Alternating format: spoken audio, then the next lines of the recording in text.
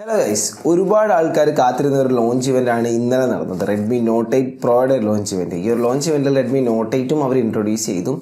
നമ്മൾ ഇന്നത്തെ വീഡിയോയിൽ നോക്കാൻ പോകുന്ന റെഡ്മി നോട്ട് 8 പ്രോയുടെ ഒരു കംപ്ലീറ്റ് ഡീറ്റെയിൽസ് ആണ്. അപ്പോൾ ഇന്നത്തെ വീഡിയോയ്ക്ക് എല്ലാവർക്കും സ്വാഗതം.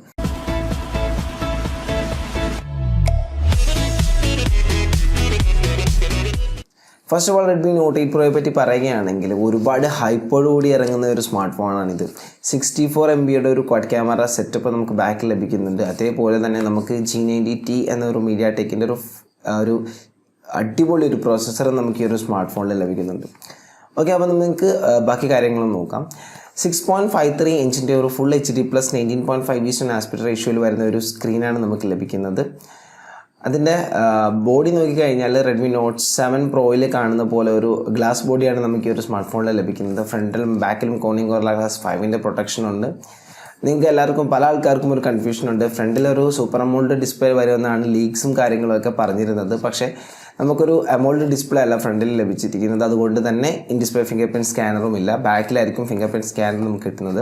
3.5mm ജാക്ക് ഉണ്ട്, ടൈപ്പ് സി ഒരു പോർട്ടുണ്ട്, IR ബ്ലാസ്റ്റർ ഉണ്ട്, അങ്ങനത്തെ കാര്യങ്ങളൊക്കെ ഉണ്ട്. ഡിസൈൻ വൈസ് നോക്കിക്കഴിഞ്ഞാൽ അവർ ഒരു പുതിയ ഡിസൈൻ, അതായത് റെഡ്മി നോട്ട് 7ൽ അവരുടെ ഒരു ഡിസൈൻ 7 പ്രോയിൽ അവരുടെ ഡിസൈൻ ചേഞ്ച് ചെയ്തിട്ടുണ്ടായിരുന്നു. അതേ ഒരു ഡിസൈൻ പാറ്റേൺ ആണ് ഈ ഒരു സ്മാർട്ട് ഫോണിൽ നമുക്ക് കാണാൻ സാധിക്കുന്നത്.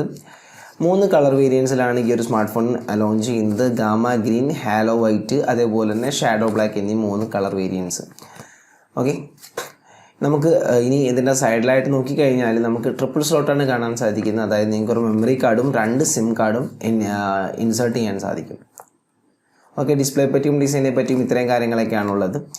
ഇനി നമുക്കിതിൻ്റെ ക്യാമറയിലേക്ക് വരാം. ക്യാമറയിലേക്ക് വരുന്ന സമയത്ത് നമുക്കൊരു കോഡ് ക്യാമറ സെറ്റപ്പാണ് ഇവിടെ ലഭിക്കുന്നത്. 64 MB ഒരു പ്രൈമറി ക്യാമറ, അപ്പർച്ചർ വരുന്നത് f1.89ഉം, അതേപോലെ തന്നെ നമുക്ക് അൾട്രാ വൈഡ് ആംഗിൾ 8 MB ഒരു അൾട്രാ വൈഡ് ആംഗിൾ ലെൻസും, അതിൻ്റെ ഫീൽഡ് വ്യൂ വരുന്നത് 120 ഡിഗ്രിയാണ്. അപ്പർച്ചർ വരുന്നത് f2.2 ആണ്. അതേപോലെ തന്നെ ഒരു 2 MB + 2 MB, അതായത് 2 MB ഒരു അൾട്രാ മൈക്രോ ഷോട്ട്സ് ലെൻസും, അതേപോലെ തന്നെ 2 MB ഒരു ഡെപ്ത് സെൻസിങ്ങുമാണ് ഇത് പ്രൊവൈഡ് ചെയ്തിരിക്കുന്നത്.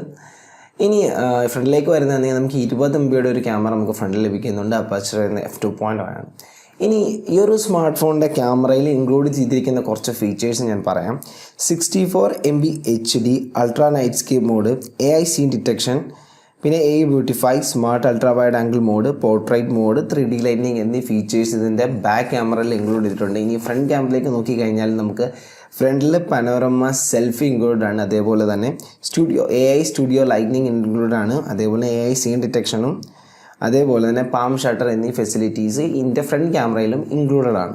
ഇനി ഇതിൻ്റെ പ്രൊസസ്സറിലേക്ക് വരുന്ന സമയത്ത് നമുക്ക് മീഡിയ ടെക്കിൻ്റെ G90T എന്നൊരു പ്രൊസസ്സറാണ് നമുക്ക് ലഭിക്കുന്നത്. ഒരു ഫ്ലാഗ്ഷിപ്പ് ലെവൽ പ്രൊസസ്സർ എന്ന് വേണമെങ്കിൽ നമുക്ക് വിളിക്കാവുന്നൊരു പ്രൊസസ്സറാണിത്. നമ്മുടെ പൊക്കോയിലുള്ള 845 പ്രൊസസ്സറുമായിട്ടൊക്കെ അത്യാവശ്യം ടച്ച് ചെയ്ത് നിൽക്കുന്ന ഒരു പ്രൊസസ്സറാണ് ഈ ഒരു പ്രൊസസ്സർ. ഇതിൻ്റെ ബെഞ്ച് മാർക്ക് സ്കോറൊക്കെ നിങ്ങൾ നോക്കിക്കഴിഞ്ഞാൽ ഇത് മനസ്സിലാക്കാൻ സാധിക്കും.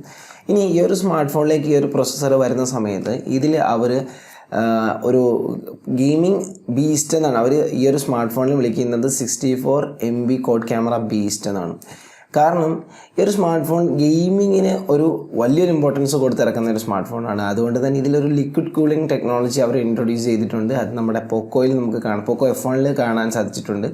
അതേപോലെ ഒരു ലിക്വിഡ് കൂളിംഗ് ടെക്നോളജി ഉണ്ട് ഇതിൽ. അതേപോലെ തന്നെ ഗെയിം ടർബോ 2.0 എന്ന് പറയുന്നൊരു ഫീച്ചറുണ്ട്. ഗെയിമിങ്ങിൻ്റെ പെർഫോമൻസ് ഗെയിമിംഗ് ഇംപ്രൂവ് ചെയ്യാൻ വേണ്ടിയുള്ള ഒരു ടെക്നോളജി. ഓക്കെ, അപ്പം പിന്നീട് ഇതിൻ്റെ ബാറ്ററിയിലേക്ക് വരുന്ന സമയത്ത് നമുക്ക് 4500 mAh ഒരു ബാറ്ററിയാണ് കാണാൻ സാധിക്കുന്നത്. അവിടെ നമുക്ക് 80 വാട്ടിൻ്റെ ഒരു ഫാസ്റ്റ് ചാർജിങ്ങും സപ്പോർട്ടഡാണ്. ഓക്കെ, ഇനി ഏറ്റവും വലിയൊരു കാര്യം എന്താണെന്ന് വെച്ചാൽ ഇതിൻ്റെ പ്രൈസിംഗ് ആണ്. ഇതിൻ്റെ പ്രൈസിംഗ് വരുന്നത് 6GB 64GB വേരിയൻറ്റിന് വെറും 15,000 രൂപയാണ് നമുക്ക് ഈ ഒരു സ്മാർട്ട് ഫോൺ ലഭിക്കുന്നത്. 15,000 രൂപയ്ക്ക് നമുക്ക് ലഭിക്കും. അത് ഭയങ്കര അത്യാവശ്യം 15,000, ഈ 10 to 20 വരുന്ന എല്ലാ സ്മാർട്ട് ഫോൺസിനെയും വെട്ടിച്ചുകൊണ്ടുള്ള ഒരു പ്രൈസിങ്ങാണ് നമുക്കിതിന് കാണാൻ സാധിക്കുന്നത്. ഒരു 1000 രൂപയുടെ കൊടുത്തു കഴിഞ്ഞാൽ നിങ്ങൾക്ക് 6GB 128GB വേരിയൻറ്റ് കിട്ടും. അതേപോലെ തന്നെ എനിക്ക് തോന്നുന്നു ഏകദേശം 17,999 നിങ്ങൾക്ക് 8GB 128GB വേരിയൻറ്റ് നിങ്ങൾക്ക് ലഭിക്കുന്നതാണ്. ഈ ഒരു സ്മാർട്ട് ഫോൺ വരുന്നത് Android 9 Pieലാണ്. ആമസോണിൽ ഒക്ടോബർ 21 12 മണി തൊട്ട് ഈ ഒരു സ്മാർട്ട് ഫോണിൻ്റെ സെയിൽ സ്റ്റാർട്ട് ചെയ്യുന്നതായിരിക്കും. അപ്പം റെഡ്മി നോട്ട് 8 Pro എന്ന് പറഞ്ഞ ഒരു കില്ലർ സ്മാർട്ട് ഫോണാണ് കേട്ടോ.